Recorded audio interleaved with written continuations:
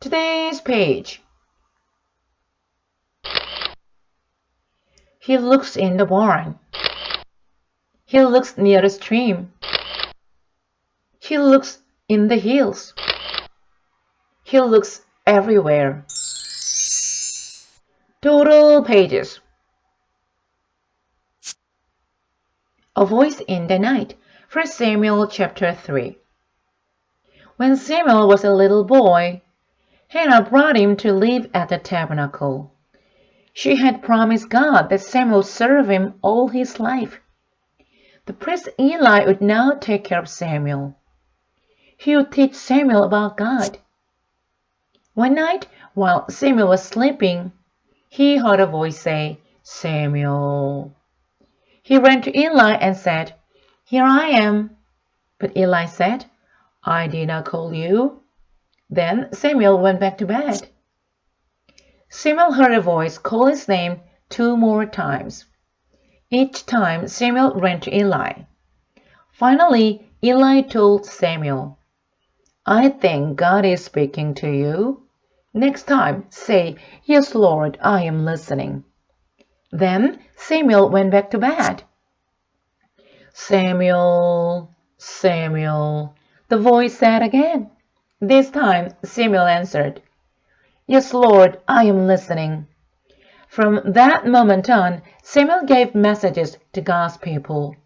He was a special prophet of God. Israel's first king, 1 Samuel chapters 8 through 10. When Samuel was an old man, God's people said, "We want a king to rule over us." Samuel asked God for help. God told Samuel to warn the people about all the trouble a king could bring. A king would make the young man join his army, and the people would have to give the best things they owned to support the king. Samuel warned the people, but they still would not listen. Then God told Samuel to give them a king. God led Samuel to a man named Saul. Samuel poured oil on Saul's head. This was a sign that Saul was God's choice for their new king. Saul hid because he was shy. The people found him. Then Samuel said, "Here is your king." Everyone cheered and shouted, "Long live the king!"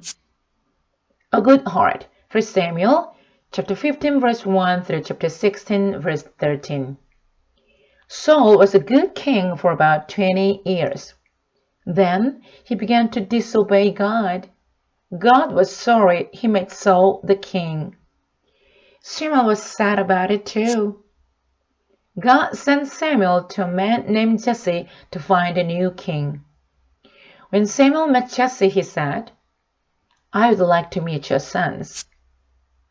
When Samuel saw them, he thought, "These are strong-looking men." God said, "I do not look at the outside of a person. I look at the inside of a person.